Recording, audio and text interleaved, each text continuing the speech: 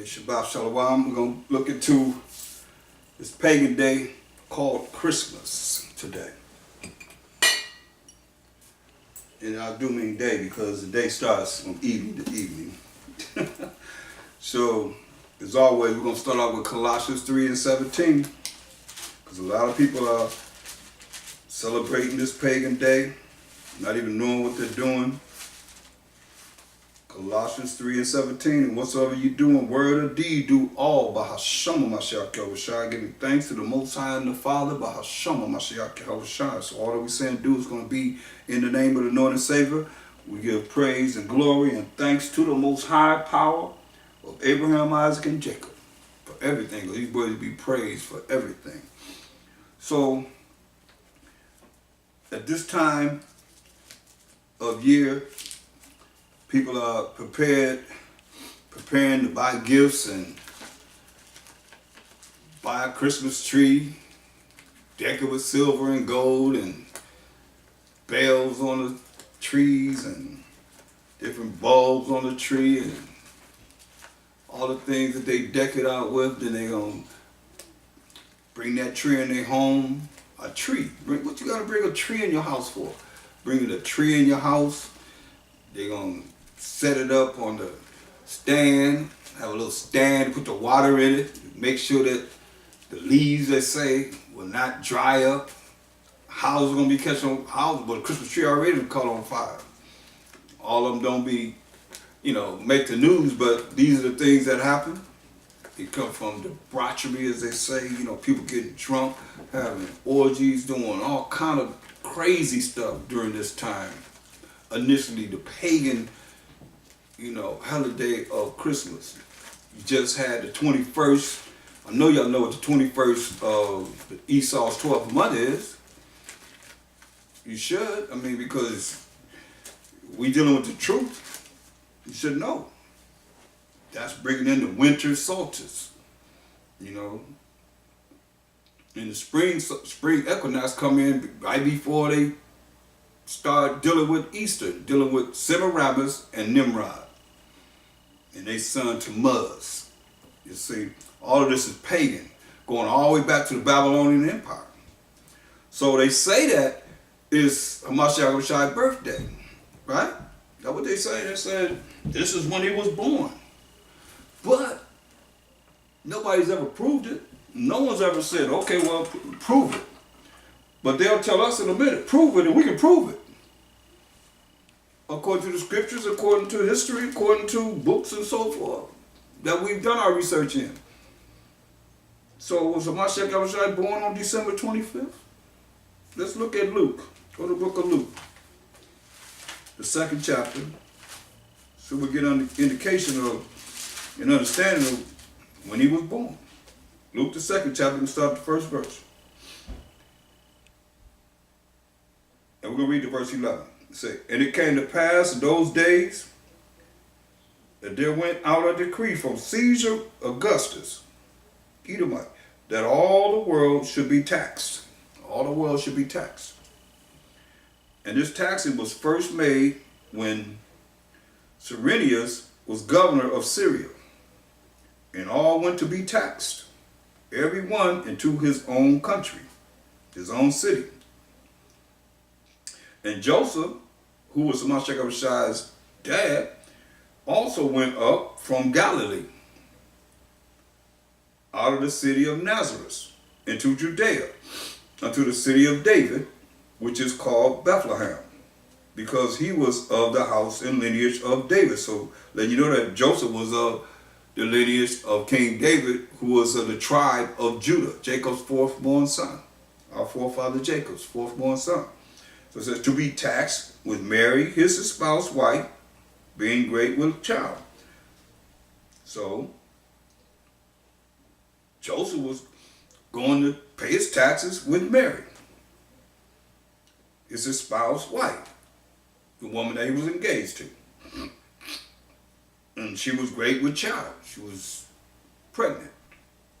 Great with child meaning she was about to have the baby. Hamashiach Yahushua. It says, and so it was that while they were there, the days were accomplished that she should be delivered. she should be delivered. I mean, she should have the baby.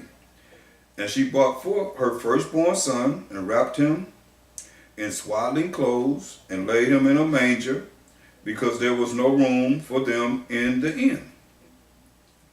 So, and there were in the same country shepherds. They're in the same country shepherds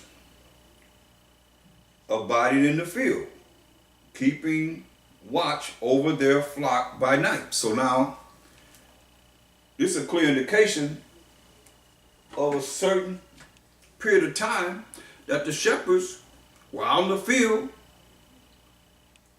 watching over the sheep, keeping watch over their flock by night. By night, at nighttime. You know, at night it gets colder than it is in the daytime. But it's no problem, right? We're talking about right now in this period of time in Israel. The shepherds outside watching their sheep? No. The shepherds usually and most certainly put their sheep in the barns like late the 10th month of Esau, around the 10th month. You're not going to wait till no 12th month to be doing it. You're going to see why. You see? Because the winters are cold in Israel. Snow and everything.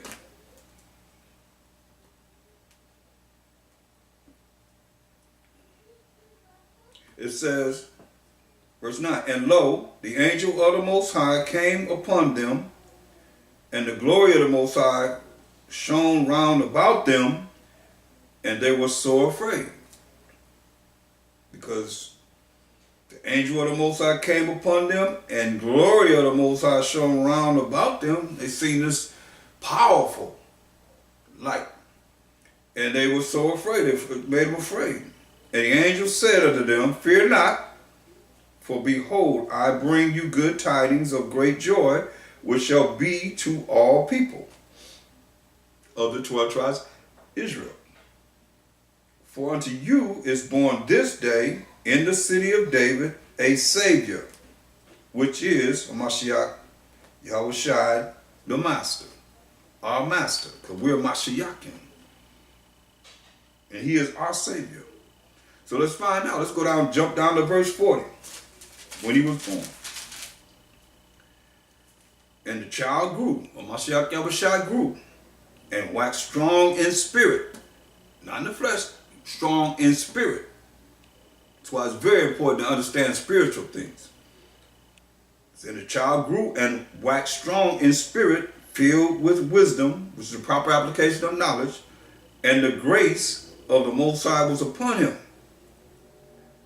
Now his parents, listen to this closely. Now his parents went to Jerusalem every year at the feast of the Passover. So they went to Jerusalem following the Holy Convocation of the Passover and Feast of Unleavened Bread every year at the Feast of Passover. They went to Jerusalem, which is what the Most High ordained us to do. Now listen at this verse clearly, verse 42. And when you look up the word when, it means at that time. At the time he was 12 years old, they went up to Jerusalem after the custom of the feast. So that's when he was born. In the springtime, between March and April, the time of the Passover. Because it says, and when he was 12 years old, at that time he became 12 years old, they went up to Jerusalem after the custom of the feast. And when they had fulfilled the days, as they returned, the child, Mashiach tarried behind in Jerusalem, and Joseph and his mother knew not of it. So he stayed behind. They left and he stayed behind. Mashiach Yahushua. Remember, he's only 12 years old. But they, Joseph and Mary, supposing him to have been in the company with those that they went up there with, went a day's journey. They went a day's journey. And they sought him among their kinfolks kinsfolk and acquaintance, looking for him. Where's Mashiach Yahushua at? And when they found him not, they turned back again to Jerusalem, seeking him. So when they seen he wasn't with them, they had to go back to Jerusalem to see what happened to him. And it came to pass that after 3 days, they found him in the temple. 3 days. Can you imagine how they felt thinking their son is lost for 3 days? And it came to pass, verse 46, that after 3 days they found him in the temple, sitting in the midst of the doctors, both hearing them and asking them questions, hearing what they had to say and asking them questions. And all that heard him were astonished at his understanding and answers. And when they saw him, they were amazed. And his mother said unto him, Son, why hast thou thus dealt with us? See, why you do this to us? Behold, thy father. His mother said, behold, thy father, for all you that think that he came through some other way. This was Mary, the one you believe in, especially you Catholics. This is what she said. Behold, thy father and I have sought thee sorrowing. So Mary called Joseph his father. You don't show me where you see stepfathers in the Bible. You already never see that. It'd be biological fathers. But she said, behold. She said, why you deal with us like this? Say, behold your father, and I have sought thee sorrowing. 3 days, they thinking something happened to him. And listen to what he said. And he said unto them, how is it that ye sought me? Was ye not that I must be about my father's business? He said, I'm supposed to talk about my father's business. So clearly we can see that, and we're going to see, as I keep going through these precepts, that he wasn't born in the wintertime. The Bible tells you about the condition over there. We're going to see that. Look at Matthew 24 and 20. Mashiach Yahushua prophesied about the end times. Look at what he said. It says, in the time of the destruction of Jerusalem in 70 AD. Listen to what he said. But pray ye that your flight be not in the winter, neither on the Sabbath day. So he said, right here we're looking at Mashiach Yahushua being born on December 25th. Is that right or wrong? So he's saying, hey, pray that your flight don't be in the winter or on the Sabbath day. So let's look at it. Go to 2 Samuel 23 and 20. 2 Samuel 23 and 20.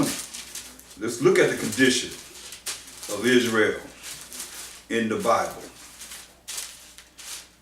2 Corinthians 23 and 20. I mean, they have him out born out there in a barn with animals, nasty animals. I ask women all the time, and men, if they with their man, would you allow a newborn baby to be around nasty animals in a barn like they have him in that little hay, got him in a little animal trough in the hay? Come on, this is the King of Kings. This is a Mashiach Yahushua, y'all. The Most High's Son. Come on. 2 Samuel 23 and 20. And Benaniah, the son of Joiada, the son of a valiant man, of Kabzeel, who had done many acts, he slew 2 lion-like men of Moab. He went down also and slew a lion in the midst of a pit in time of snow. Time of snow. So it don't snow unless it's cold. Gotta be 32 degrees and under. And no shepherd wasn't outside in the dead of night watching over no sheep in the snow. I don't think so. You know, we like warm. We ain't gonna be out there no cold. And we are the Israelites. We are the same people. So you mean to tell me you be outside watching some sheep in the dead of winter? You know, after 32 degrees it can snow. After that it get colder and colder and colder and colder. And you have barns to put your sheep in. I don't think so. So let's go to 1 Chronicles 11 and 22. Look at the same thing as far as the condition of Israel in the winter. Because it's not going to snow in the summertime, you see. So we're talking about winter, like right now, around this time. 1 Chronicles 11 and 22. Benaniah, the son of Joiada, the son of a valiant man of Gabzeel, who had done many acts. He slew 2 lion-like men of Moab. Also he went down and slew a lion in a pit in a snowy day. See, it snows in Israel. Just Google it up. The temperature in Israel on the 25th of Esau's 12th month. And you'll see. So he couldn't have been born on the 25th of the 12th month. No way. So what about this Christmas tree that everybody go out and get every year and decorate it and put that 5-point star on the top of it? And what about that? And they put presents under it. Not knowing the history of this, you know, where it come from, where did it stem from. You ever ask yourself, well, when did they start, you know, following these type of traditions? That's why I go to Jeremiah, the 10th chapter. Jeremiah, the 10th chapter, and the first verse.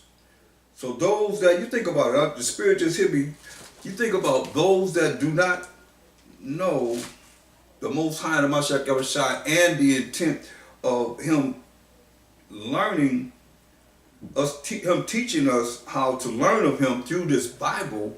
What else do you have to go by?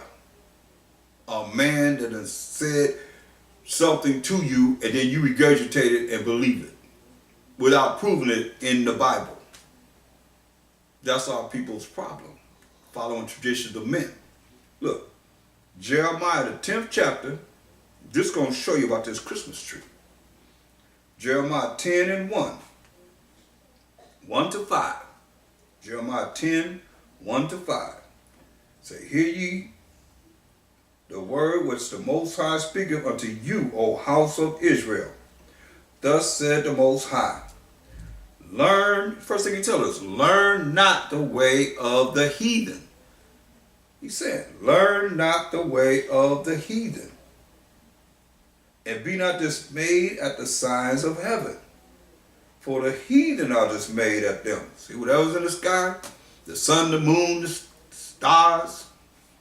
The heathen are dismayed at seeing the chariots of the Most High go by. They call them what? UFOs. We call them IFOs, identified flying objects. They're not unidentified flying objects. They're identified flying objects. Things that the Most High say the angels, they're the chariots of the Most High. The angels, they roll in those chariots, but they amazed at them. Now, this is what he say next. For the customs of the people are vain. I mean, worthless. The customs of the people are vain. That's why I say learn not the way of the heathen, because their customs are vain. And we're looking at how the Most High feel about it. You can feel however you want to. He don't care. Like I don't care because he don't care. He said the customs of the people are vain. For one cut up a tree out of the forest. We in Jeremiah. It said one cut up the tree out of the forest, the work of the hands of the workmen with the axe. Cut that tree down with that axe. They deck it with silver and with gold. What's this sound like? It's a Christmas tree. What you bring into your home. Some of you out there bringing these Christmas trees into your homes. They deck it with silver and gold, and with gold. They fastened it with nails and with hammers, that it move not. They put that cross on the bottom of it and nail the bottom of the trunk. Or they have stands that you put them in, and you put the water in them and so forth. It's a Christmas tree. They deck it with silver and with gold. They fasten it with nails and with hammers, that it move not. They are upright as the palm tree. They upright, right now they use fir tree, but they say they upright like the palm tree. But speak not. Why would it say a tree don't speak? You ever ask yourself that? It said, but speak not. They must needs be born. Born is a word that means they got to be carried. They cut them down, they got to carry them, put them on the trucks, and bring them to these different cities and bring them wherever there's paganism, wherever they're going to sell them at, because it's an idol. The Christmas tree is an idol. It's a place that they sell nothing but idols. And when Christmas time come around, they move them idols back and put them Christmas trees right there. Can't gainsay on that, because they sell nothing but idols. And also when Christmas come, they move them idols back and put them Christmas trees right there. Paganism. They're upright as the palm tree. They speak not. They must needs be born, carried, because they cannot go. They cannot go on their own. Can a tree walk? No. Why are you going to say they speak not and they can't walk on their own? Be not afraid of them. Why would he say be not afraid of them? For they cannot do evil, neither also is it in them to do good.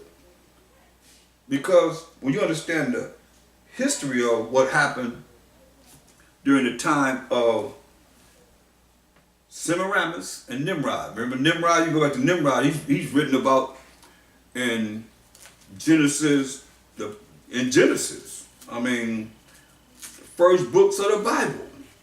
That's why I say this Christmas thing, this Christmas tree and all this stuff is not nothing new. You see, this going all the way back to Genesis 11th chapter about Nimrod. So just to give you a quick scenario of what happened, Nimrod got with his mother. She became his wife. They had a son named Tammuz. But Nimrod died before Semiramis, his mother/wife, and Semiramis got this tree that we're reading about here and said Nimrod's spirit was in it. He's going to hurt you if you don't come and bring gifts and bow down and put them under this tree. Now I said that, now you think about, once you have that tree upright, you decorate it and put all the things that you decorated it with, then you got to bow down to put those presents underneath that tree. So you bow down to this idol, whether you like it or not, whether you accept it or not. And to get the presents from under the tree, you bowing down on your knees and getting down there, you be right there under that tree, bowing down to that tree, that idol, to get your presents from underneath the tree. You gonna tell me you go get that present you got presents that's coming out on the floor, you got presents all the way back that you ain't gonna get down, and you gonna have to bow down, put your head under there and get that present? Yeah. And you in a position of worship, bowing all the way down. You don't think about it like that. You can't reason with yourself to see that. That's what you're doing. And the Most High is really angry with the traditions of men that they have set up. We learn the way of the heathen. And this is what we start doing. Until this day, we're still doing the same thing. Look at the Exodus, the 20th chapter. So she's saying Nimrod, the god Nimrod, is His spirit is in the tree. So everybody worshiping Nimrod. That's why he said they can't speak, they can't walk, they can't do evil or good. They can't do nothing. Ain't nothing but a tree. They had us all fooled to think that something's going to happen to us behind following traditions of men. In this case, tradition of a woman, because Semiramis, she called many different names. Queen of Heaven, Diana. You know, more than likely when you see that picture of some of the so-called Marys in the Mashiach Yahushua, represents Semiramis and her son / husband Nimrod, or her other son that they had, Tammuz. It's crazy. And that's Tammuz come in, and Semiramis come in during the Easter. See, right now, the 21st was the winter solstice coming in. It's what he's supposed to be coming to power for the pagans, but you don't know that. Because most I say is people are destroyed for lack of knowledge. So look at Exodus, the 20th chapter, and the 4th verse. Thou shalt not make unto thee any graven image or any likeness of anything that is in heaven above, or that is in the earth beneath, or that is in the water under the earth. Thou shalt not bow down thyself to them. Now, what are you doing? Like I said, you bowing down. When you bow down to get the gifts under the tree, to put the gifts under the tree, and you bowing down to this idol, when you bow down to get gifts from underneath the tree. Thou shalt not bow down thyself to them, nor serve them.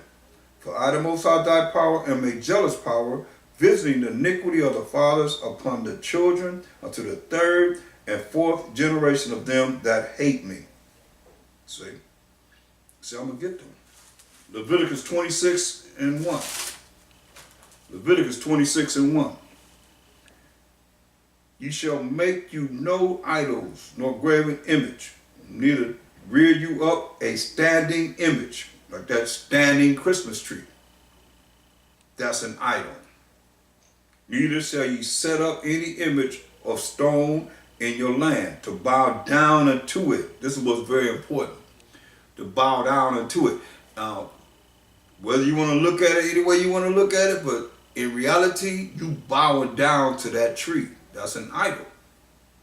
To bow down unto it. For I am the Most High, your power. The power of Abraham, Isaac, and Jacob. And Jacob being the forefather of the 12 tribes of Israel. That's our power.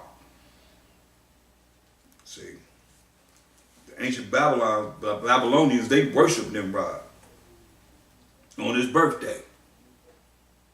The 12th month, the 25th day. They worshiped him. Look at Wisdom of Solomon in the Apocrypha, the 14th chapter, and we're going to read from the 8th verse to the 14th verse.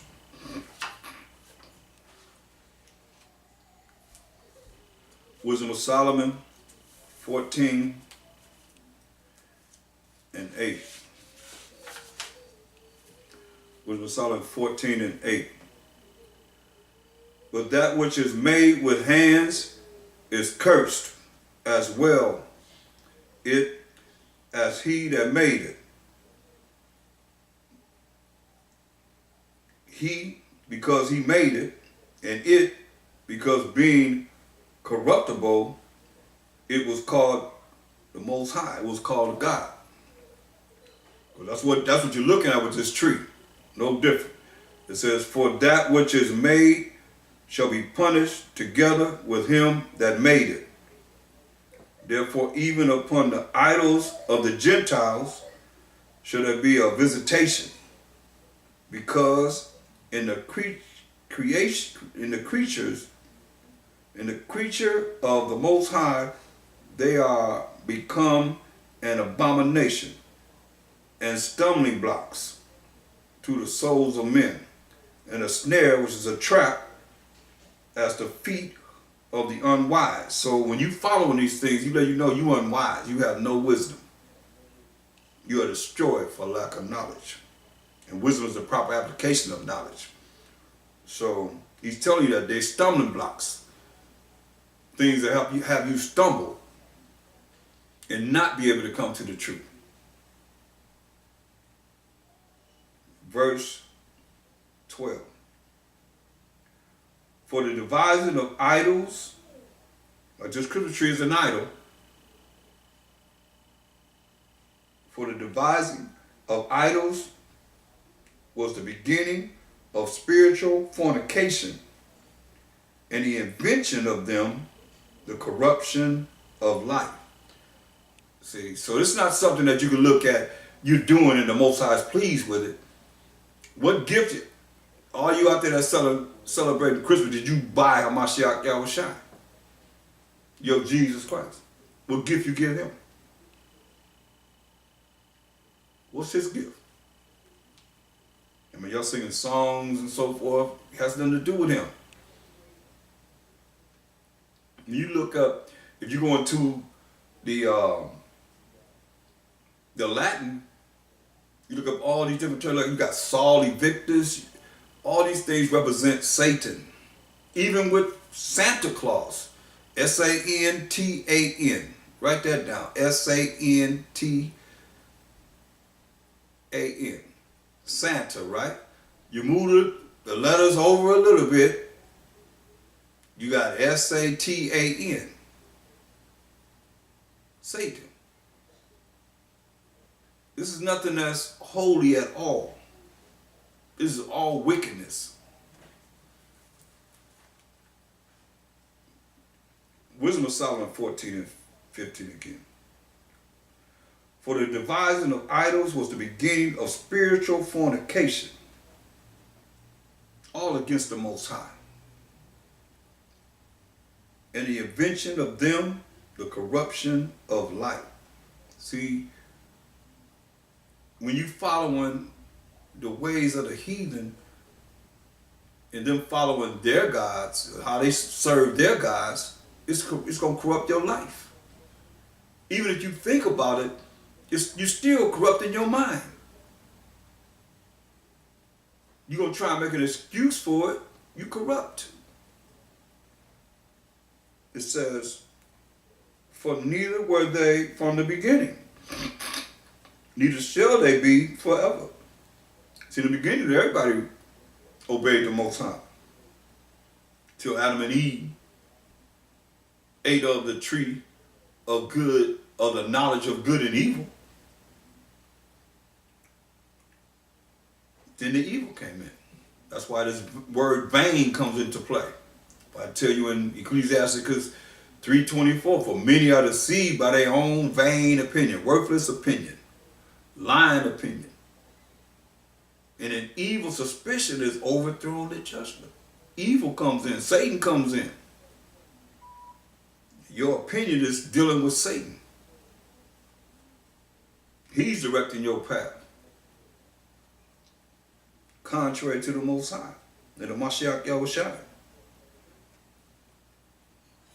Verse 14, for by the vainglory of men they entered into the world, and therefore shall they come shortly to an end. So he's going to bring them to an end.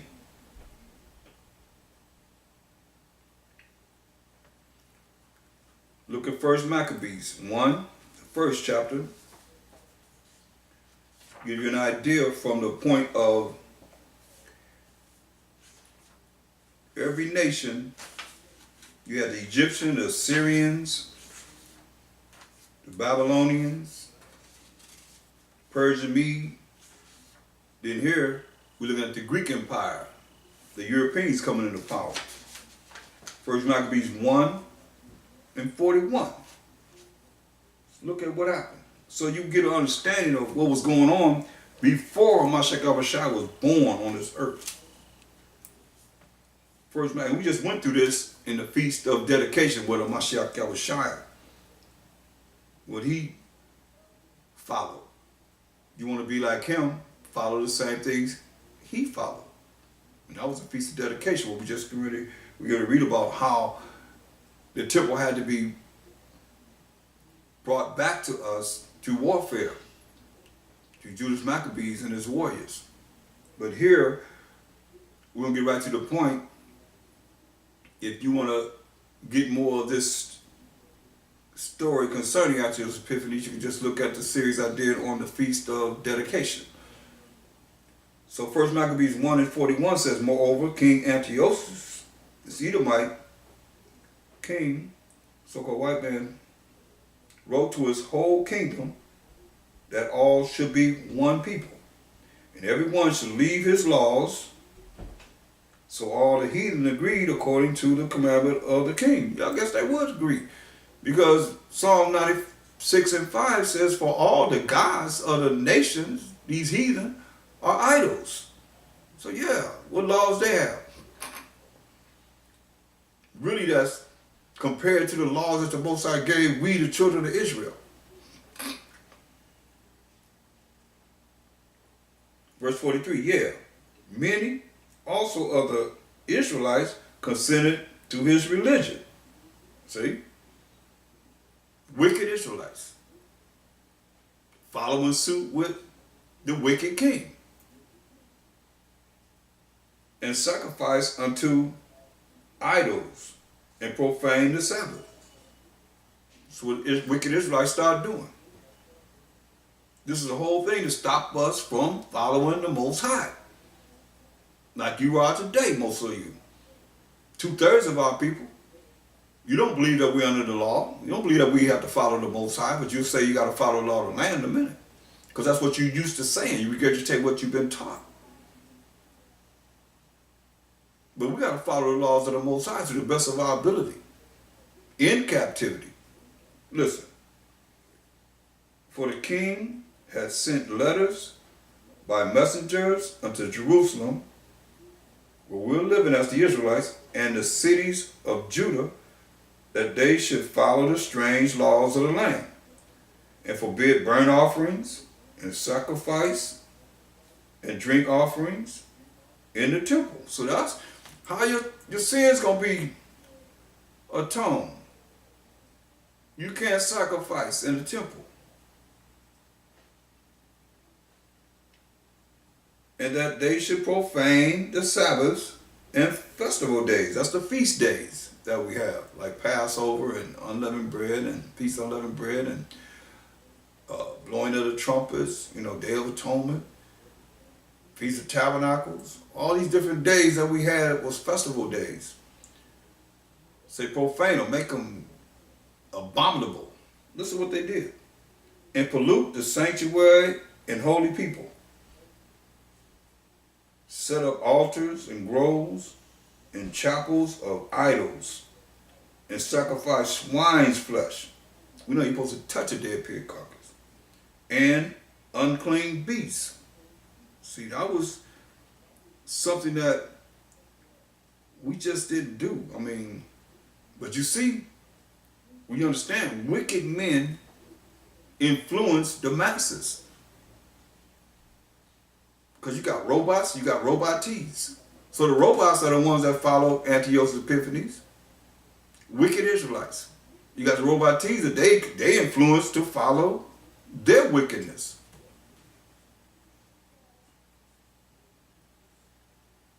So they sacrifice swine, pigs on the altar.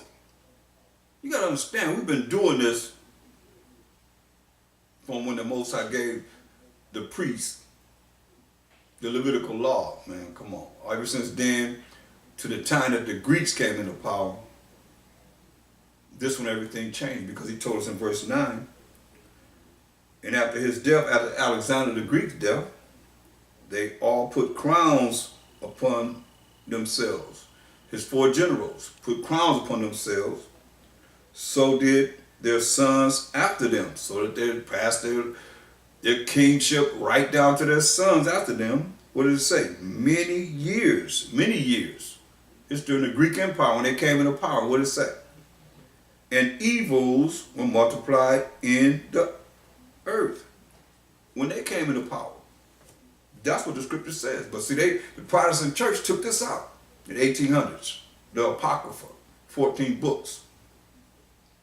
So now going over to verse 48, I'm here for a specific reason. I want you to hear and understand what was going on before Mashiach Shai came on the earth, because this is between Malachi and Matthew. A lot of you never heard this. That's why it got to be pretty much, since you like to regurgitate everything that you hear, regurgitate this, understand this, that they should also leave their children uncircumcised and make their souls abominable with all manner of uncleanness and profanation. Make them, they had children, they was having sex with little children, orgies, whatever you name that's abominable. Make their spirits do things that's against the laws of the Most High. Period. To the end, why? To the end they might forget the law. See? And that's why you look at people today call themselves Christians. What do? They can eat anything.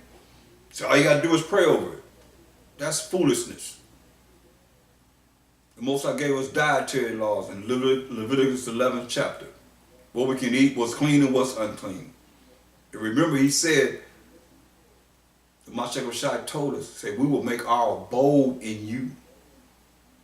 We are the temple of the Most High.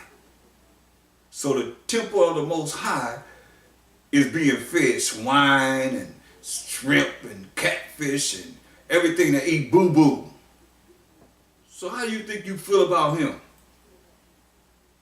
And how you think he feel about you? Bunch of boo-boo eaters.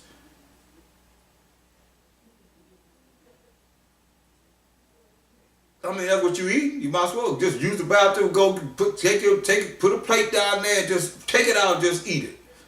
That's what they eat. That's what those scavengers eat.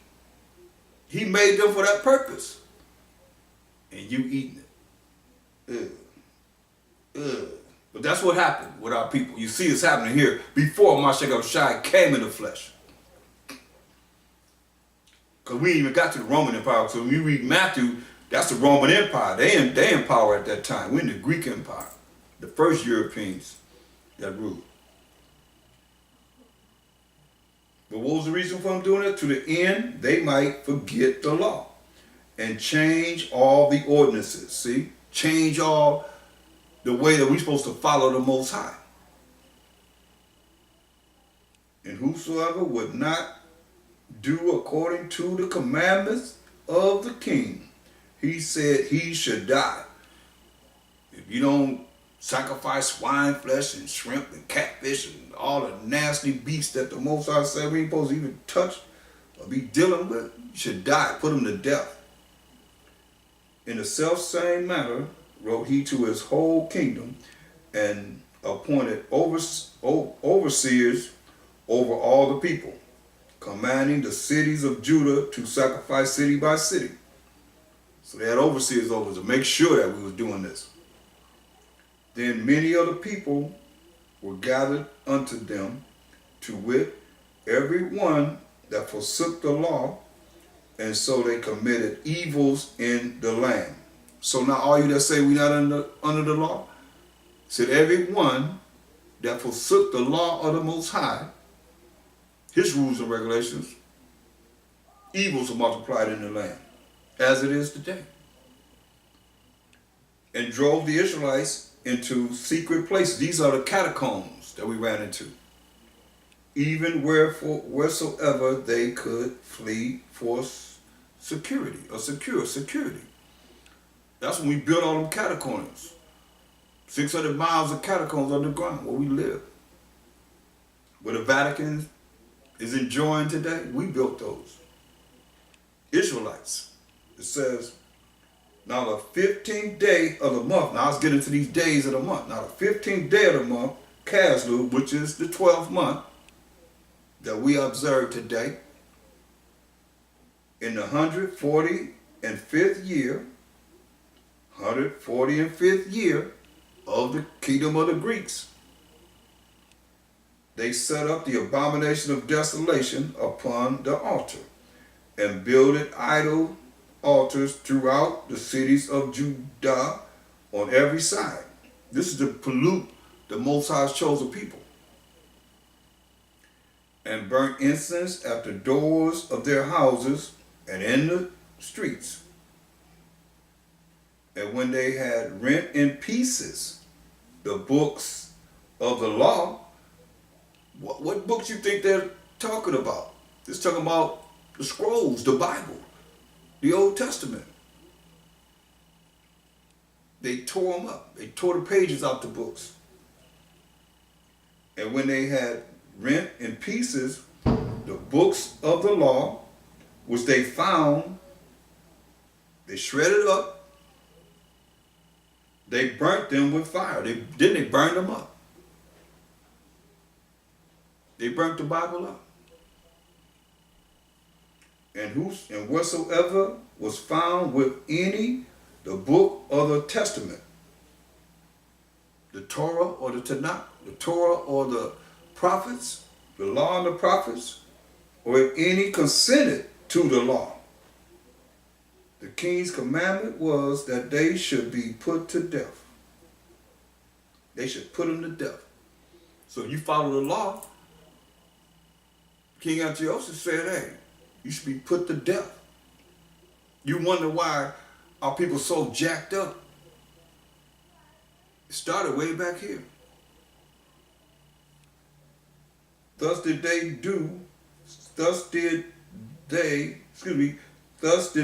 by their authority unto the Israelites every month to as many as were found in the cities, put them to death every month. You know, you had people saying, okay, they got the books of the law and the prophets, they have them, put them to death. Thus did they by their authority unto the Israelites every month. Just us, we the ones that have the law, letting you know everybody else dealing with idolatry. To the Israelites every month, to as many as were found in the cities. Now look at this day. Now the 25th day of the month, which is the 25th day of the month, the 12th month, the 25th day, they did sacrifice upon the idol altar, which was upon this altar of the Most High. That's when they did it, on the 25th day of the month, your so-called Christmas. At which time, according to the commandment, they put to death certain women on the 25th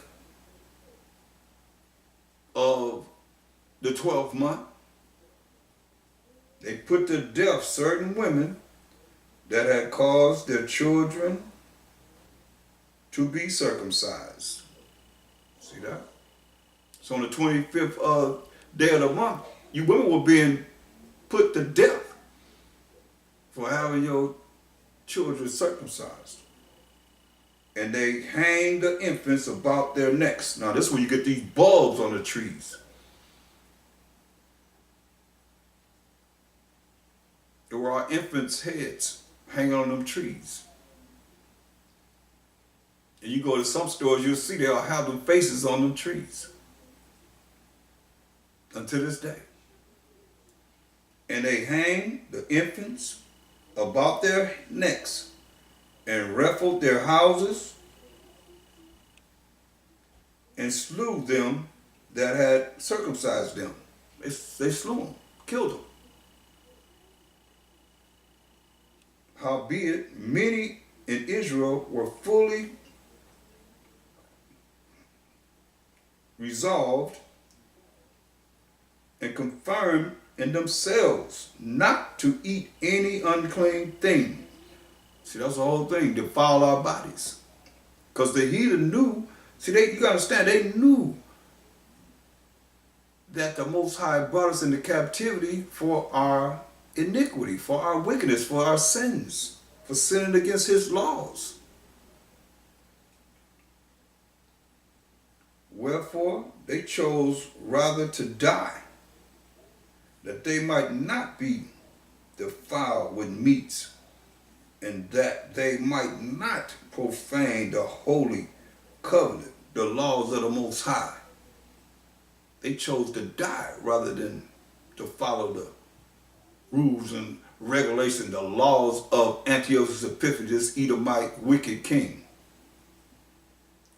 So then they died. and there was very great wrath upon Israel. But we know if you go into the Feast of Dedication, if you read on, Judas Maccabees and his brothers in the army fulfilled getting our temple back. Let's go to, matter of fact, let's go to 1 Maccabees, the 4th chapter, and let's book it at verse 28. We gotta look at this because this is before Mashek Abishai was born, when the Greeks came into power. 1 Maccabees 4:28. The next year, therefore, following, Lysias gathered together 70,000 choice men of foot. A score is 20. So 60 is 60,000 men, choice men of foot, and 5,000 horsemen, that he might subdue them. All against we the children of Israel. So he might subdue them. So they came into Idumea. Idumea is Edom, Rome, the Edomites' land, and pitched their tents at Bersira. And Judas met them with 10,000 men. 10,000 against 60,000. And when he saw that mighty army, he prayed and said, Blessed art thou, O Savior of Israel, who didst quell the violence of the mighty man by the hand of thy servant David, and gave it the host of strangers into the hands of Jonathan, the son of Saul, and his armor bearer. Shut up this army in the hand of thy people Israel, and let them be confounded, confused in their power and horsemen. Make them to be of no courage, and cause the boldness of their strength to fall away, and let them quake at their destruction. Cast them down with the sword of them that love thee, and let all those that know thy name praise thee with thanksgiving. So they joined battle, and there was slain of the host of Lysias about 5,000 men. Even before them were they slain. Now when Lysias saw his army put to flight, and the manliness of Judas' soldiers, and how they were ready either to live or die valiantly, he went into Antiochia and gathered together a company of strangers, and having made his army greater than it was, he got 60,000 against 10,000. You know the power that we was rolling with.